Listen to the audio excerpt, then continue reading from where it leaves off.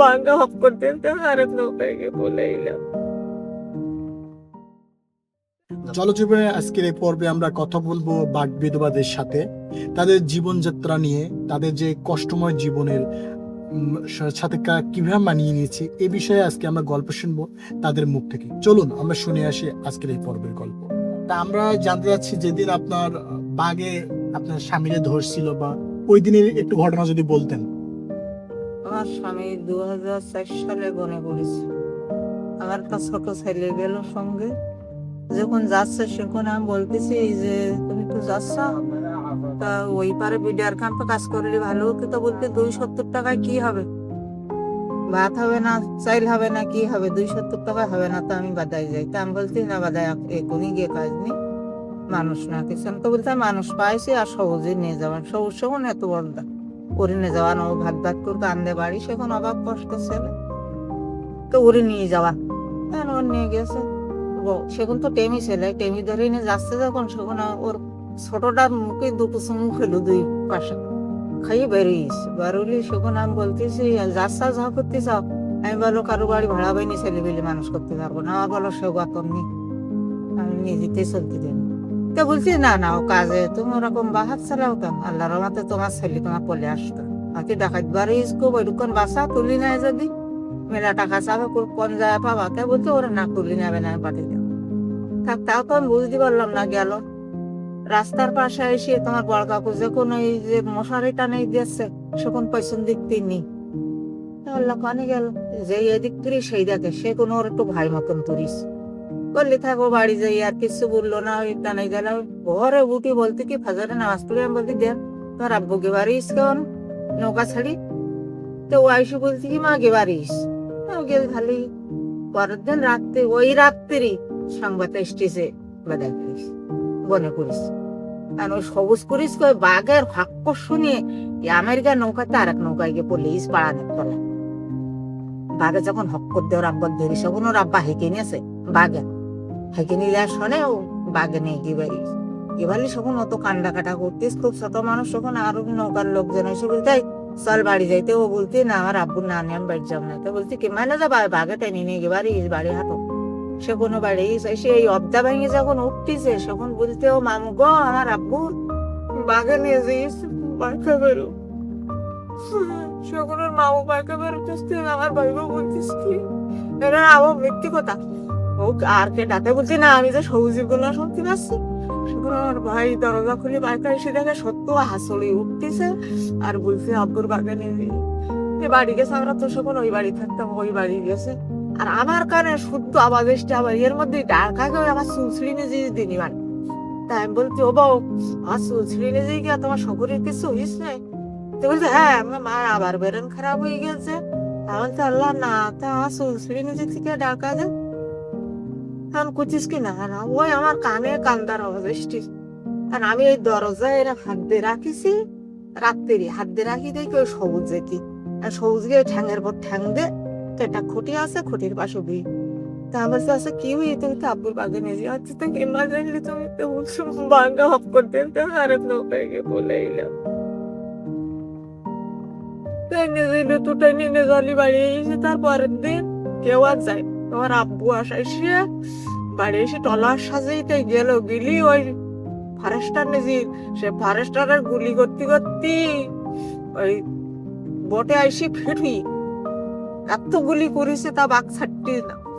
পরে ছাড়িলে এই পাকান ছেললা, তারপর পেটের নাড়ি বুড়ি ছেলে এই দোকান ছিল, তো ওরা গামছায় বাইন দিতে নিয়ে এসে কিন্তু গোসল টোসল করে মাটিতে। সেগুন উপায় হবে কি, এটা নাইনি ফুটতিস তোমার মাঝিব আম্মা, এটা 7-এ ফুটতিস মাই 2টা লেখাপড়া করতিস। আর এরা দুটো তো ছোট, আর বড়টা ওই 7 পর্যন্ত লেখাপড়া শিখি ছাড়ান দিস।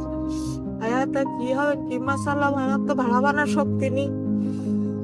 এবার চেয়ারম্যানের বাড়ি গেলাম, চেয়ারম্যান এসে দিকে লাল দিঘিতে বললো কি যেইখান থেকে কিছু পয়সা করে দেওয়ান, তো 50টা টাকা দেন গেলাম। এমপি রুকিন গেলাম, এমপি বললো দায় দায়িত্ব সব আমি নিলাম, ওই লেখাপড়ার সেখানে এমপি ছেলে করি। এই এমপি ও কিছু দিলাম, ওরকম বললো। ওরা বাড়ি আসতে সকল মসজিদ মেম্বারের সাথে দেখা, মসজিদ মেম্বারের গাড়ি করে আমেরিকা নিয়ে আসলো। নিয়ে এসে বললো কি, হ্যাঁ আমি চালাবো তোমার সংসার, তোমার কান্দাকাটা করো না। আর সবাই তো কয় মাপে সবাই আমাকে কাঁদতেছি। মসজিদ মেম্বারের কাছে চাইল কিনতে চাইলো, গরিব বাজার বেষ্টি করতে চাইলো, দেখি লোক বাড়ি গেল, সপ্তাহে সপ্তাহে খবর নেয় কি করতেছ না করতেছ, আসে এসে ওই লোক এসে মিলার টিলার দিল, ওই লোকের টাকা পয়সা ভেঙে সব কিছু করি। তা আমার জীবনে খুব কষ্ট দুঃখ করেছি এই পর্যন্ত, আর এখনো ভাই করতেছি। এ কষ্টের কথা আর কার সাথে নেই, বা আপনি বা একটা ভাইসের আমি দিই পারি। আমার কষ্টের কথা আমি আর কারোর সাথে পৌঁছে পারতেছি। আমার বুক পইতে থাকে, মনে হয় যখন সখন এক পাশে যে একটু কান্দি কান্দি কাটিয়ে রাখি, কি কর এই গায়ে।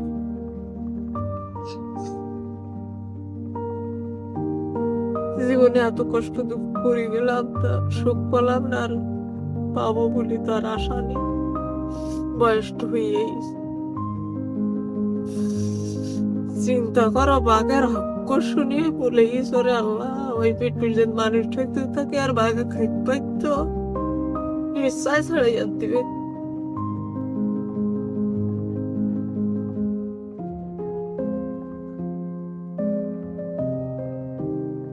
সব কথা আমি বারবার কই, খুব কষ্ট লাগে বলে আমি আর আসিনি কারোর সাথে বলতো সেই।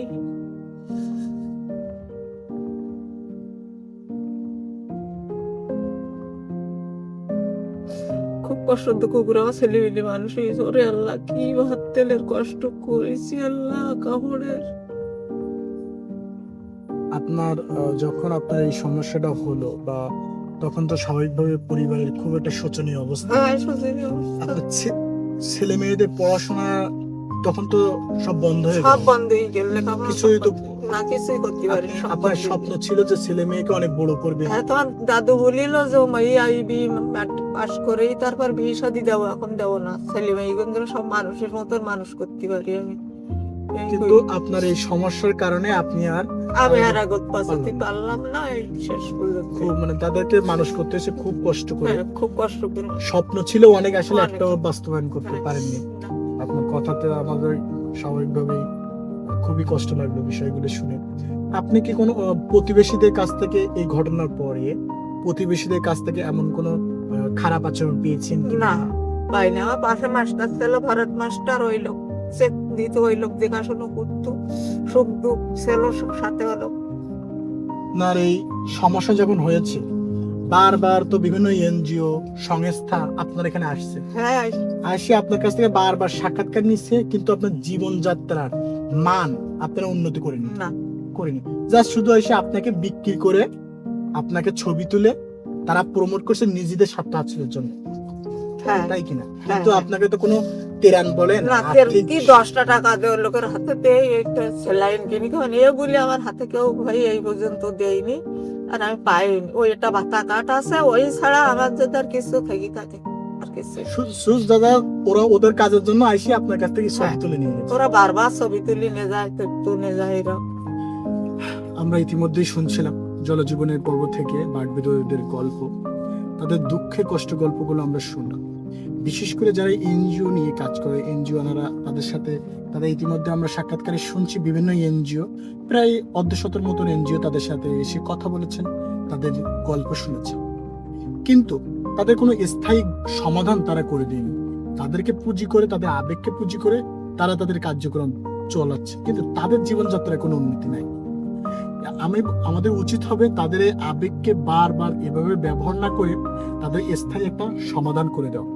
তাদেরকে বারবার একই কথা শুনলে তাদের পুরানো কথা মনে ওঠে এবং তাদের কষ্ট লাগে। সুতরাং আমাদের উচিত নয় এভাবে তাদেরকে বারবার ক্যামেরার সামনে এনে তাদেরকে ব্যবহার করা, তাদের এই আবেগকে পুঁজি করা।